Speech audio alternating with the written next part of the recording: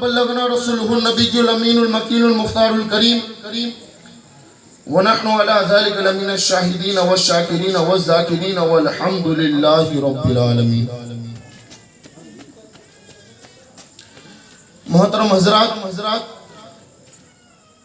سب سے پہلے آئیے پوری جوش انداز میں اس نبی آخر الزمان سرور کونین صلی اللہ علیہ وسلم کی بارگاہ اقدس میں دل و جان سے ایمان بڑی پوری جوش انداز میں درود پاک پڑھیں. اللہم صلی اللہ سیدنا مولانا محمد صلاۃ و سلام رسول اللہ صلی اللہ علیہ وسلم. اللہ رب العزت کلام مجید و فرقان حمید میں ارشاد فرماتا ہے. پہلے میں آپ کو اس کا معنی ہی بتا دوں کہ اللہ رب العزت کیا فرماتا ہے. میرا خدا کلام مجید میں فرماتا ہے کہ اے محبوب ہم آپ کے لیے کافی ہیں. یعنی اے محبوب آپ کا خدا آپ کے لیے کافی ہے اور آپ کے جتنے محبین ہیں یعنی جتنے لوگ ایمان لائے ہیں وہ آپ کے لیے کافی ہے. خدا فرماتا ہے اے محبوب آپ کا خدا آپ کے لیے کافی ہے اور جتنے لوگ ایمان لائے وہ سارے لوگ آپ کے لیے کافی ہیں. اب آج کے ہماری یہ نشست تیسری نشست ہے. اس میں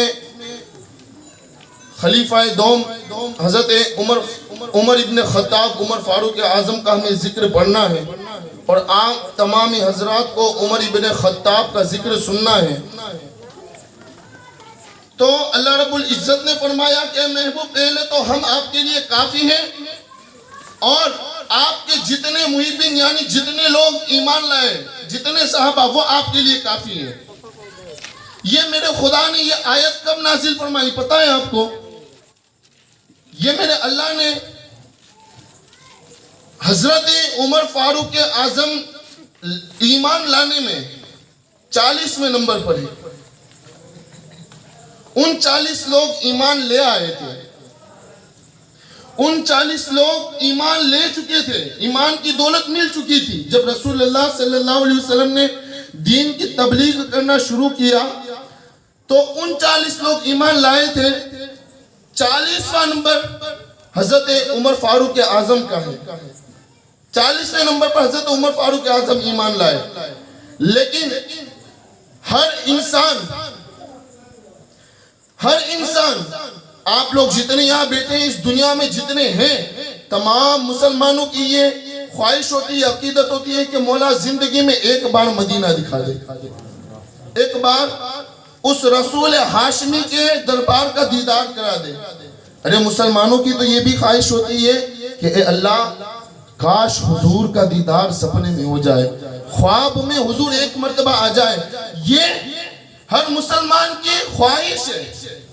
کیا ہر مسلمان کی یہ خواہش رہتی ہے کہ یا تو ہمیں حضور کا دربار دیکھنا نصیب ہو یا حضور ہمارے خواب میں آ جائیں. مسلمان کی خواہش ہے. لیکن عمر تیری ذات پر قربان جائیں رسول کریم صلی اللہ علیہ وسلم یہ چاہتے ہیں اللہ کی بارگاہ میں دعا کرتے ہیں میرے حضور کہ مولا دین کو عروج دینے کے لیے دین کو بڑھانے کے لیے مولا عمر ابن خطاب کو ایمان کی دولت نصیب فرما. یہ اللہ کے رسول یہ خواہش کرتے ہیں کہ اللہ عمر ابن خطاب کو دین کی دولت نصیب فرما دے تاکہ دین کو عروج ملے دین کو ترقی ملے. دین کسی کا محتاج نہیں ہے. یہاں پر یہ بتانا تھا کہ بندے بھی دین کی خدمت کر سکتے ہیں. یعنی اللہ نے دین کو بے شک خدا نے اس کا محبوب اتارا ہے تو محبوب اتارا ہے تو دین بھی پھیلانا اس رب کا کام تھا. لیکن یہاں یہ بتانا تھا کہ بندوں سے بھی غیر اللہ سے بھی دین کا کام لیا جا سکتا ہے. اسی لیے اللہ کے رسول نے دعا کی کہ مولا عمر ابن خطاب کو ایمان کی دولت نصیب فرما. اسی لیے کہ عمر اگر ایمان لایا نا تو دین کو عروج ملے گا دین کو ترقی ملے گی. اس لیے کہ عمر فاروق اعظم بڑے جلالی انسان تھے، بڑے جلالی انسان تھے.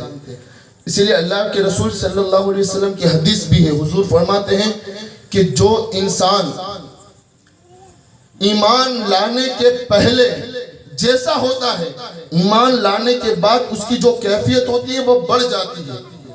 تو عمر ابن خطاب ایمان لانے سے پہلے بڑے دبدبے اور غصے والے انسان تھے، لیکن ایمان لانے کے بعد بھی ان کے اوپر اللہ کے رسول صلی اللہ علیہ وسلم کا رحمت کا ہاتھ آیا تو عمر اور زیادہ غصے والے ہو گئے. لیکن کس کے لیے؟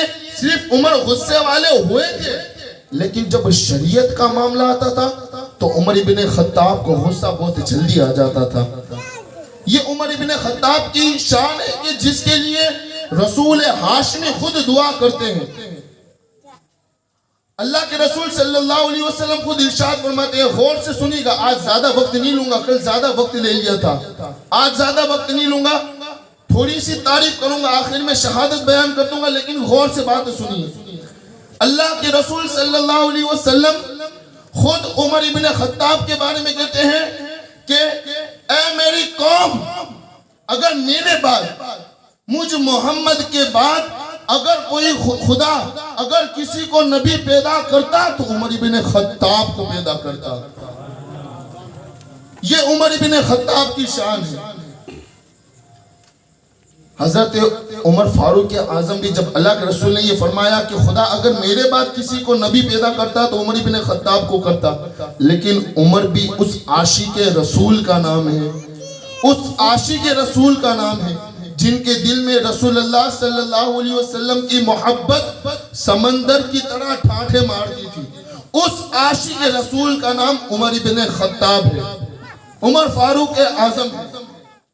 عاشق کی بات چلی ہے، ایک بات عرض کر دوں، جب عمر فاروق اعظم حج کرنے کے لیے گئے تو حجر اسود کو دیکھا.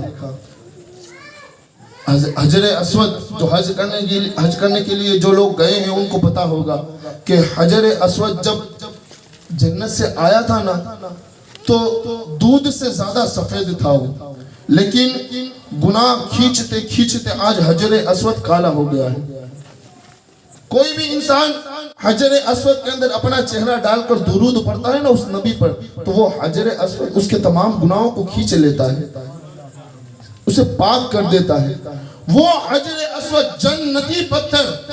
لیکن میرا عمر جب حج کرنے کے لیے گیا نا تو حجر اسود کو دیکھ کر عمر فاروق اعظم کیا کہتے ہیں پتہ ہے؟ اے حجر اسود، اے حجر اسود، میں تیرا بوسہ لیتا ہوں اس وجہ سے نہیں کہ تو جنت سے آیا ہے، اس وجہ سے تیرا بوسہ لیتا ہوں کہ تجھے میرے رسول ہاشمی نے چوما ہے.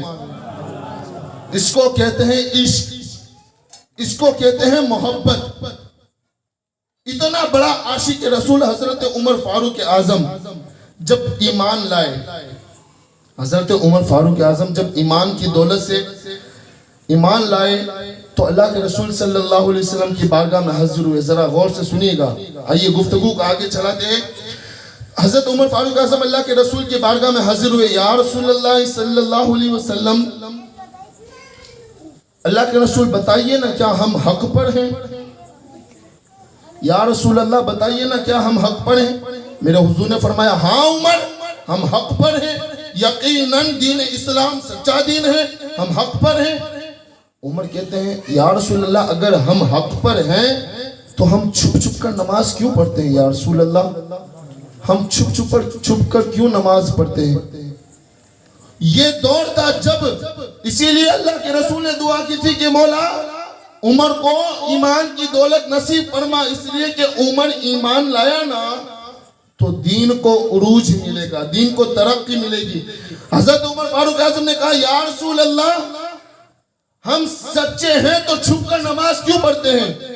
یہ عمر فاروق اعظم کے ایمان لانے کے بعد حرم کعبہ میں اگر پہلی نماز پڑھی تھی تو عمر فاروق اعظم آگے آگے تلوار لے کر چل رہے تھے، پیچھے یا اللہ کے رسول صلی اللہ علیہ وسلم اور صحابہ اکرام بیچ میں، آخر میں حضرت امیر حمزہ. یہ دو عرب کے ایسے بہادر تھے، ایک کا نام عمر ایک کا نام حضرت امیر حمزہ جن کے نام سے پورا عرب تھر تھر کانپتا تھا. آگے عمر ننگی تلوار لے کر, پیچھے حضرت امیر حمزہ ننگی تلوار لے کر. یہ پہلی نماز حرم کعبہ میں اللہ کے رسول نے صحابہ کے ساتھ پڑھی تھی. پہلی نماز حرم کعبہ میں اللہ کے رسول نے صحابہ کے ساتھ پہلی نماز پڑھی. جب لوگوں پر ایمان واضح ہو گیا, لوگوں کو, عرب کے جو کافر تھے ان لوگوں کو پتا چل گیا کہ عمر ایمان لائے ہیں. اچھا, عمر کی کیفیت کیسی تھی؟ دل بھرے انداز میں سن رہے ہیں, ذرا یہ بات بھی سن لیجئے. عمر کی کیفیت کیسی تھی؟ جب ایمان نہیں لائے تھے تو ننگی تلوار لے کر چلے تھے نا, کہا آج جو دین پھیلا رہا ہے, وہ محمد دین پھیلا رہے ہیں, ان کو میں شہید کرنے چلا ہوں.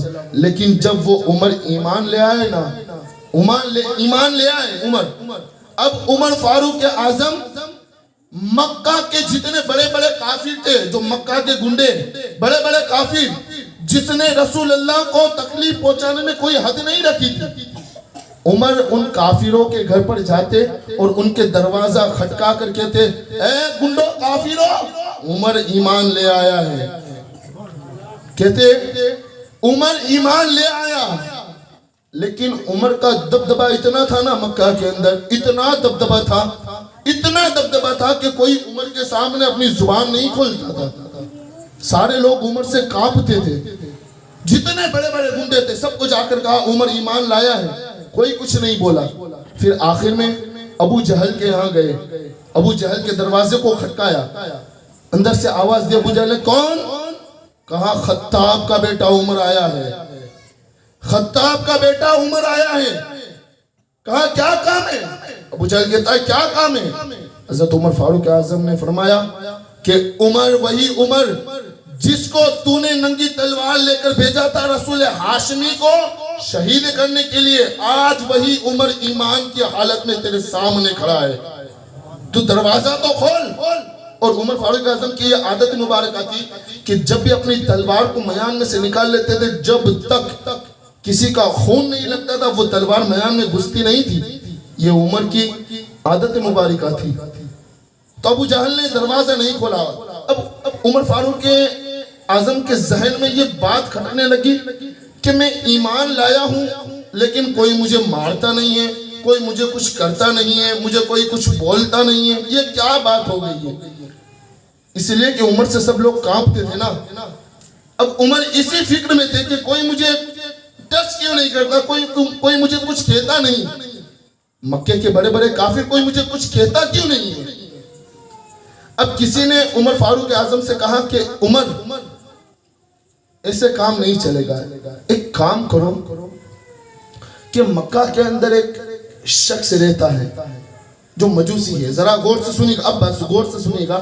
کہا عمر مکہ کے اندر ایک شخص رہتا ہے جو مجوسی ہے اور ہلکے پیٹ والا ہے.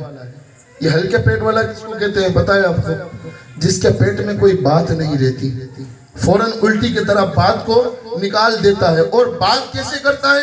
2-3 باتیں بڑا چڑھا کر لوگوں کو بات کرتا ہے. کہا عمر تو جا کر اس سے بات کر کے عمر ایمان لایا ہے, وہ پورے مدینہ میں ندا کر دے گا, پورے مدینہ کے کافروں کو یہ بات پہنچا دے گا کہ عمر ایمان لے آیا ہے. اسے ہلکے پیٹ والا, اور علی کے زمانے میں دیکھا جائے تو اسے کہتے ہیں منافق, جو ادھر کی ادھر کرتا ہے, جو ہلکے پیٹ والا منافق. اللہ کے رسول صلی اللہ تعالیٰ علیہ وسلم نے فرمایا کہ جو مسلمان ایمان والا ہوتا ہے نا, ایمان والا, اس کا یہ قلب ہوتا ہے نا, قلب وہ قبرستان کی طرح ہوتا ہے. یعنی اس قلب کے اندر اگر کوئی بات آ جاتی ہے نا تو وہ بات, اس راز کا پتہ پہاڑوں سے نکالا جا سکتا ہے لیکن مسلمان کے سینے سے نہیں نکالا جا سکتا. یہ ایک مسلمان کی علامت ہے.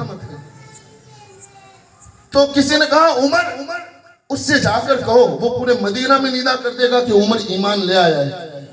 اب اسے جیسے پتا چلا نا تو اس نے پورے مدینہ کے مکہ کے کافروں کو کہہ دیا کہ عمر فاروق اعظم ایمان لے آئے ہیں. اب جب مکہ کے کافروں کو پتا چلا کہ عمر ایمان کی دولت سے وابستہ ہو گیا ہے, رسول ہاشمی کے قدموں سے وابستہ ہو گیا ہے, تو مکہ کے کافر سب اکٹھا ہوئے اور عمر کو جا کر مارنے لگے. حضرت عمر فاروق اعظم کو اتنا ان کافروں نے مارا, کافروں نے اتنا مارا کہ عمر فاروق اعظم بے ہوش ہو گئے. جب عمر کی آنکھ کھلی, عمر کی جیسے ہی آنکھ کھلی, ذرا سنیے اس عاشق رسول کا جواب سنیے. عاشق رسول یعنی رسول اللہ کا عشق عمر کے دل میں کتنا بھرا ہوا تھا کہ جب آنکھ کھلی تو کہنے لگے کہ جیسے آنکھ کھلی نا تو فوراً خدا کا شکر ادا کیا. کہا اللہ تیرا شکر ہے, میں جو چاہتا تھا مجھے مل گیا. مجھے یہ لگتا تھا کہ مدینہ کے کافر جو پہلے صحابہ ایمان لائے تھے ان کے کپڑے پھاڑ کر ان کو مارتے تھے. مجھے یہ گوارا نہیں تھا کہ سب لوگ مار کھائیں اور عمر باقی رہ جائے. مجھے یہ گوارا نہیں تھا. آج میری وہ خواہش بھی پوری ہو گئی کہ مدینہ کے کافروں نے, مکہ کے کافروں نے مجھے مارا, اسی لیے یہ صحابہ اکرام نہ کہیں کہ ہمیں مار پڑی ہے. عمر کو بھی مار پڑی ہے, اس خطاب کے بیٹے کو بھی مار پڑی ہے. یہ عمر فاروق اعظم کی شان ہے. آج لوگ رافضیت اور خارجیت کے معاملے میں ہم سنی صحیح العقیدہ کو بھٹکا دیتے ہیں کہ صحابہ اکرام کی تم زیادہ تعریف کرتے ہو, اہل بیت کی گھٹاتے ہو, اہل بیت کی زیادہ کرتے ہو, صحابہ کی گھٹاتے ہو. ارے ان نادانوں سے کہو کہ ہم تو سنی صحیح العقیدہ ہیں. ہم اس پہلو کو بھی مانتے ہیں اور اس پہلو کو بھی مانتے ہیں. ہم صحابہ کا عشق بھی یہاں رکھتے ہیں اور اہل بیت کا عشق بھی یہاں رکھتے ہیں. اسی لیے کہ صحابہ اکرام نے ہمیں سکھایا ہے کہ اہل بیت کی عزت, اہل بیت کی حرمت اور اہل بیت کی تعظیم کس طرح کی جاتی ہے. یہ لوگ اس طرح کی افواہوں سے مسلمانوں کو گمراہ کرتے ہیں کہ کہتے ہیں کہ تم لوگ صحابہ کی, کہتے ہیں کہ اہل بیت کی تعریف زیادہ کرتے ہو, علی زیادہ کرتے ہو, علی زیادہ کرتے ہو. ان نادانوں سے کہو تو صحیح کہ علی سب سے پہلے کس نے کیا تھا. بات کو سنیے, آپ لوگوں کی یہ جو سستی ہے میں اس کو ہٹا دوں, اس لیے کہ علی کا ذکر تھوڑی سی علی کی بات کر دوں کہ سب سے پہلے علی کس نے کیا تھا. پتہ ہے آپ کو سب سے پہلے علی رسول ہاشمی نے کیا تھا. آپ اٹھائیے, جنگ خندق کے موقع پر اللہ کے رسول نے علی فرمایا. جنگ خیبر کے موقع پر اللہ کے رسول صلی اللہ علیہ وسلم نے علی کہا تو علی کہنا کسی اور کی نہیں, اس رسول ہاشمی کی سنت ہے. اللہ کے رسول صلی اللہ علیہ وسلم کی سنت ہے علی کہنا. آج لوگ اہل بیت کے وہ لوگ ہیں جو خارجی اور رافضی ہیں, وہ اہل بیت کا نام جب بات آئے نا تو ان کے رونگٹے کھڑے ہو جاتے ہیں. کہا اہل بیت کی تعریف زیادہ کرتے ہیں, کہیں شیعہ تو نہیں ہو گئے. ارے علی کی شان تو وہ ہے, علی کے بیٹوں کی شان بھی ایسی ہے, علی کی شان بھی ایسی ہے. آئیے ایک روایت بیان کر دوں, اس کے بعد میں اپنی گفتگو کی طرف چلتا ہوں کہ اب روایت کرنے والا کون ہے. ذرا یہ دیکھ لیجئے, پہلے درود پاک پڑھ لیجئے. اللہم صلی علی سیدنا سفینہ نبینا مولانا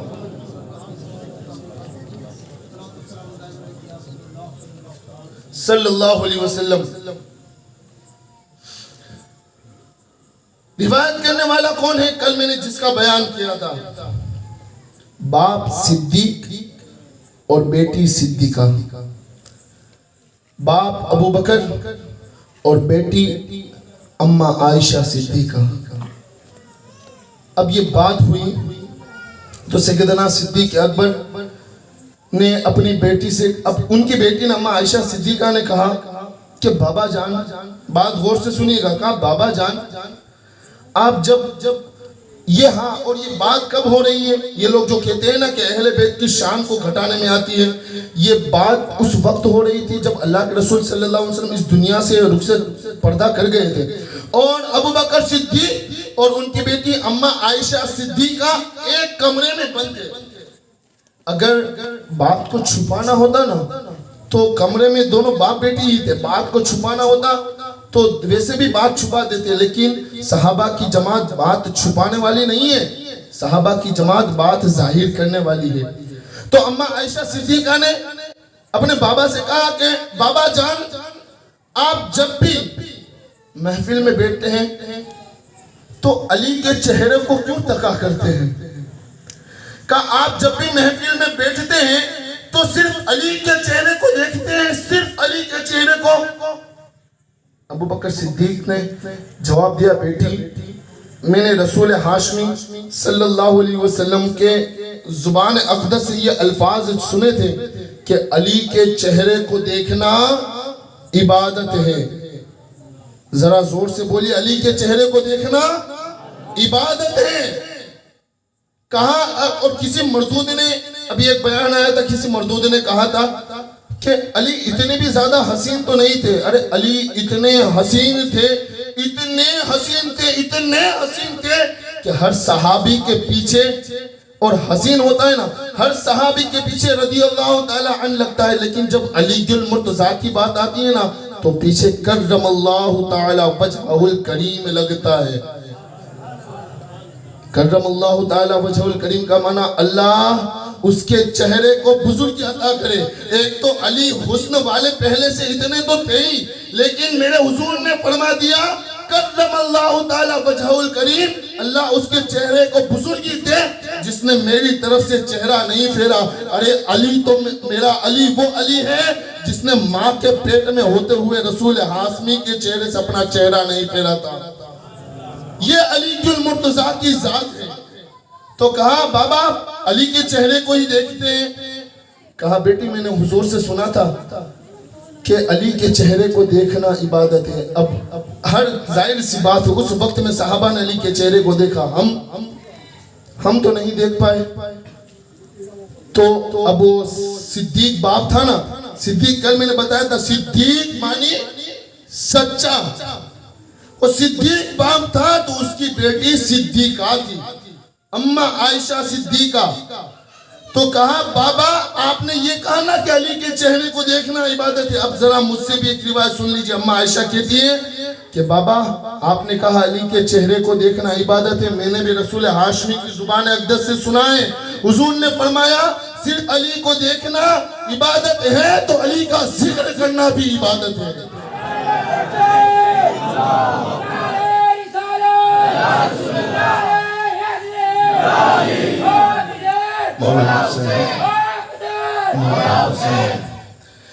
یہ علی المرتضیٰ کی شان ہے، میرے علی کی شان ہے، جن کے چہرے کو دیکھنا عبادت، جن کا ذکر کرنا عبادت، جن کی محبت دل میں رکھنا عبادت، اور ہو بھی کیوں نہ ہو، اس لیے کہ آپ یہ تو یقیناً ہم سنی صحیح العقیدہ کا یہ عقیدہ ہے کہ میرے حضور کی زبان سے جو بھی نکلتا ہے نا وہ پتھر کی لکیر ہوتا ہے نا، یہ عقیدہ رکھتے ہیں نا ہم حضور پر اتنا ایمان رکھتے ہیں، عقیدہ رکھتے ہیں کہ میرے حضور کی زبان سے جو بھی نکلتا ہے نا وہ پتھر کی لکیر ہوتا ہے۔ میرے حضور نے فرما دیا تو خدا اس چیز کو کرنے میں زیادہ دیر نہیں لگاتا۔ میرے حضور نے آسمان کی طرف دیکھا نا کہ مولا قبلہ بدل دے، تو خدا کہتا ہے محبوب تیرا یہ رشک بھرا دیکھنا مجھے گوارا نہیں ہے، میرے خدا نے فوراً قبلہ بدل دیا۔